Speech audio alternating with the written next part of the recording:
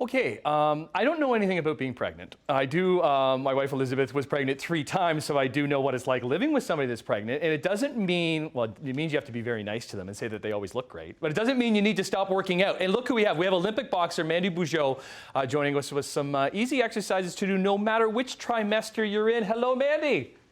Hi, how are you? Good. I know we're going to get into the Olympic stuff because, like, in the next month or so, this is really big for you, isn't it? It is, yes. It's been prolonged for a year, but feeling ready and feeling good about it. And if you're able to make it to Tokyo, will you be the only woman boxer to make it to 2 Olympics? Absolutely, yeah. So that's exciting. I always like making history, so this is what I'm looking forward to. Great. Okay. You have a daughter who is how old now? I do. She's 2. 2. And listen, you're in great shape. What was it like being pregnant with your daughter? What's her name? Kate Olympia. Kate Olympia.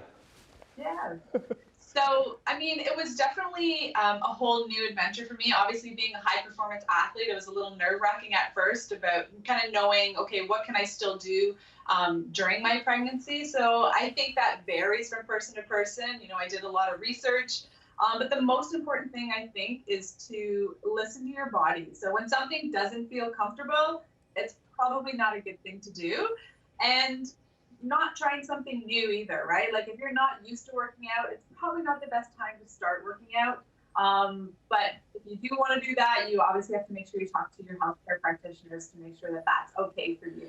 And just keep it simple. You're in front of some stairs right now. Do you want to demonstrate a couple things for us and what you can just be doing around the house, right? Yeah, so I figure most people have stairs somewhere nearby or have access to them. So one of the simple exercises that I used to love doing is just an incline push-up. So just finding a spot kind of about shoulder width in front of you, and then just doing a push-up. So you're taking a lot of the weight from your body when you're doing these on the stairs.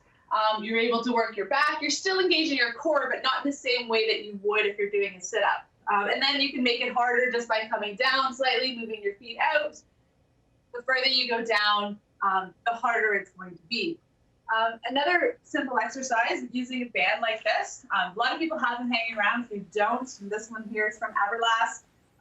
They're, you know, a fitness leader, so you can always head to their site to grab one of these. But you basically just want to hold on to that. You can put it under your foot, and then just doing something like a simple row. So keeping your back nice and flat, pulling your shoulder blades together. Nice squeeze here. So you're working your arms. You're trying to keep some sort of muscle tone as you're doing that. The further you kind of turn that and wrap that around your hands, the harder that exercise is going to be. How do you know when to stop in these type of exercises? Well, I normally would go for, like, if it's nice and light, like something like this, I would do about a 12 to 15 reps of each exercise. But if you start to feel like the fatigue or the burn a little bit earlier, you obviously want to stop a bit earlier. So you really want to just kind of gauge, like, what do you normally do? And then try to figure out, okay, like this feels comfortable for me, like, or just being in comfort. You're able to push a little bit still when you're pregnant, but you don't want to be, I think, overdoing it. You weren't able to be in the boxing ring at all when you were pregnant with Kate, were you?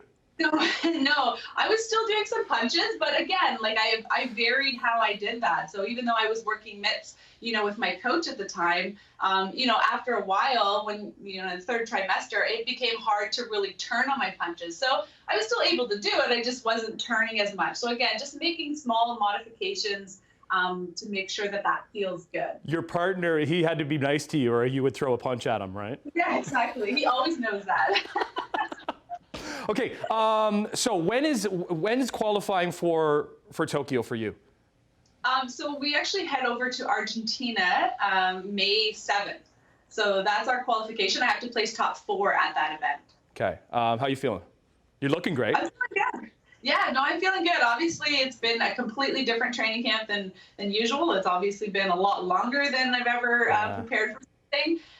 But no, I'm feeling good. I'm feeling ready. I think we have all the right things in place right now. So, yeah.